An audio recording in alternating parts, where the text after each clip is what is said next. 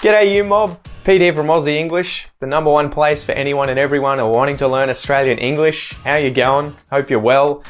Welcome to this episode of the slang series that I'm doing on the podcast and on YouTube. This is one of 2 episodes that is going to be released this week. If you want the second episode, be sure to check out the premium podcast up above and you'll get access to that episode as well as 900 other episodes from the podcast and bonus videos, interviews, all that sort of stuff. So if you're learning English, check it out.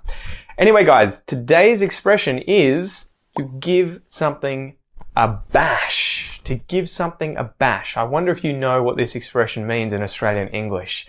Maybe you'll learn this expression and then later on you'll speak with someone and you'll give it a bash. Got it?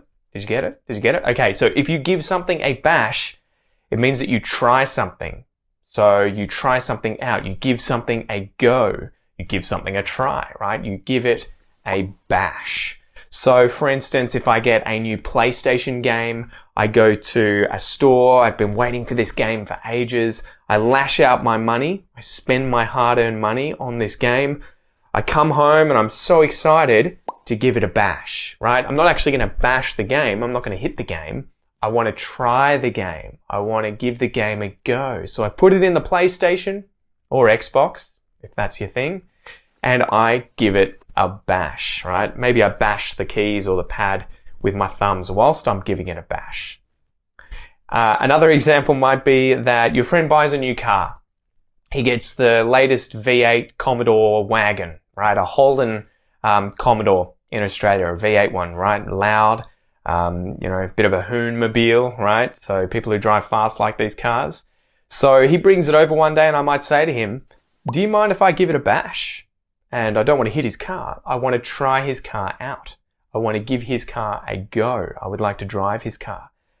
Maybe he'll give me a bash. Maybe he won't give me a bash. I would probably say he won't, but fingers crossed. Anyway, guys, that is it for today. My challenge for you, as always, is to go into the comments below if you're watching this video. If you're on the podcast, obviously that's a little hard. Come over to YouTube, go into the comments, and try and use this expression to give something a bash in a comment below.